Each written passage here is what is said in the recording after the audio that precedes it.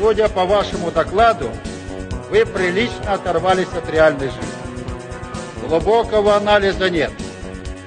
В моем понимании, многие вещи просто или вам не так трактуют, или вы действительно не хотите понимать. Я считаю, народный президент, повторяю, должен действовать и проводить реформы в интересах народа. А когда 90% населения поставлено на грань выживания, это антинародная программа. И как вас тогда теперь называть? Вы полностью сменили свою предвыборную президентскую программу. Назовите хоть одно обещание съезду, которое вы выполнили, когда шли в президенты.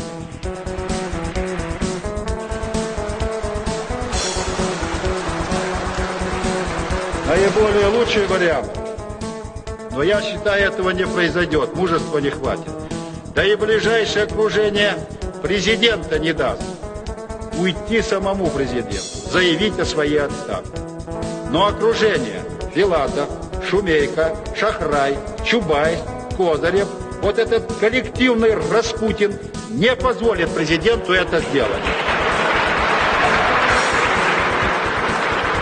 Почему не позволят? Да потому что они останутся неудел, потому что они власть потеряют. И я согласен с решением Конституционного суда, ближайшее окружение, особенно те, которые готовили обращение, должны не на съезде сидеть. Они должны сидеть где-нибудь рядом с Матросской тишине и недалеко не на солнечной стороне. Заканчивайте, Роман Ильич. Уважаемые коллеги, я предлагаю тайным голосованием отрешить президента от должности. Повторяю, тайным голосованием. При тайном голосовании, поверьте мне, даже Глеб Якунин будет голосовать за импичмент президенту.